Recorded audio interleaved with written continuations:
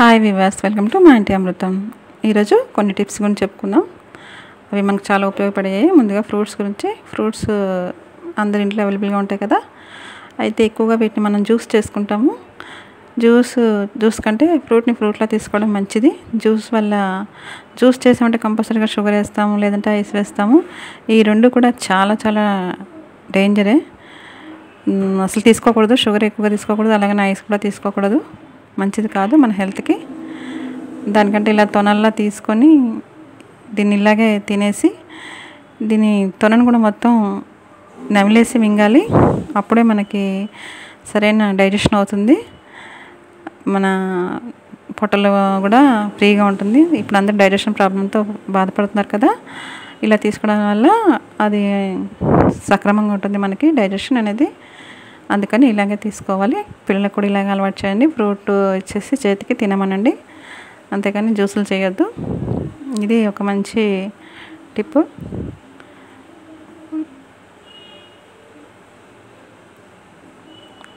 చాలా చాలా ఉపయోగకరమైనది ఇది. నెక్స్ట్ టిప్ ఏంటంటే, మామిడికాయలు తెచ్చుకుంటాం కదా, అవి ఎక్కువ రోజులు ఉండవు, పండిపోతుంటాయి. ఫ్రిడ్జ్లో పెట్టినా కూడా కలర్ చేంజ్ అవుతుంటాయి కదా. అలా అవ్వకుండా ఉండాలంటే ఇలా తురిమేసి, లేదంటే చిన్న ముక్కలుగా కట్ చేసినా సరే చేసి ఇలా రాళ్ళ ఉప్పు వేసుకొని మొత్తం ఇలా కలిపేసి ఒక ఏదైనా చిన్న బాక్స్లోకి తీసుకొని, ప్లాస్టిక్ బాక్స్లోకి స్టోర్ చేసుకోవాలి ఫ్రీజర్లో. అప్పుడు మనకి ఫ్రెష్గా ఉంటుంది. ఇది 15 days వరకు ఏం పాడవదు. మనం దీంతో ఏదైనా వండుకోవచ్చు. మామిడికాయతోటి ఇది మనకి కలర్ కూడా చేంజ్ అవ్వదు.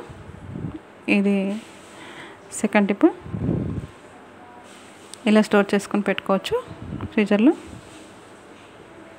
నెక్స్ట్ థర్డ్, కూరగాయలు తెచ్చుకుంటాం కదా మనం, వాటిని ఏం చేయాలంటే వాటర్లో ఒక 5 minutes వాటర్లో నానబెట్టాలి.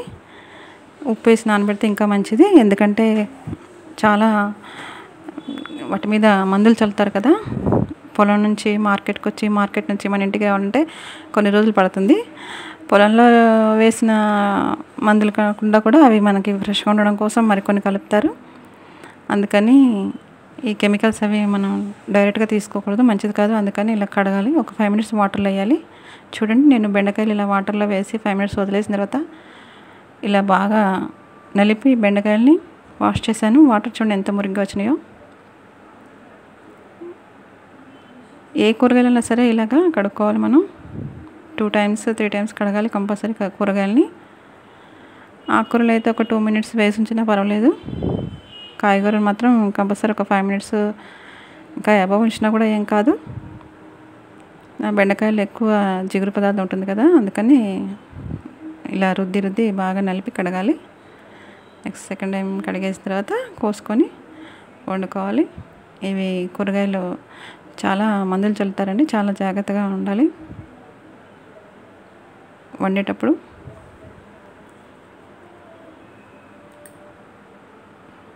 ఇలా మళ్ళీ ఫ్రెష్ వాటర్ వేసుకొని సెకండ్ టైం కడిగేసి అప్పుడు ఆరబెట్టుకొని కోసుకోవాలి. నెక్స్ట్ ఇంకోటి, పప్పు కూర వండుకుంటాం కదా మనం. అది పప్పుతో ఏ కర్రీ చేసినా ముందుగా పప్పుని ఇలాగా ఒక 2-3 minutes వేయించాలి లైట్గా. మరీ ఎర్రగా ఏమి వేగక్కర్లేదు, లైట్గా వేగితే చాలు. లైట్గా వేయించుకొని కడిగిన తర్వాత మనం కర్రీ చేసుకుంటే చాలా చాలా బాగుంటుంది రుచిలో. అలాగే మంచి సువాసనతో టేస్ట్గా ఉంటుంది పప్పు. ఇది ఒక చిన్న టిప్, స్మాల్. ఇది ఎక్కువగా స్టోర్ చేసుకునేటట్టయితే వేయించి పెట్టేసుకోవచ్చు. చాలామంది ఎండలో వేసి పెట్టుకుంటారు పురుగు అది పట్టకుండా. ఇలా వేయించి పెట్టినా కూడా మనకి పురుగు పట్టకుండా కూడా ఉంటుంది. కానీ ఇలా అప్పటికప్పుడు వేయించుకున్నా చాలా బాగుంటుంది రుచిగా. ఇలా ఒకసారి చేసి చూడండి, పప్పు రుచి కంపల్సరీ పెరుగుతుంది.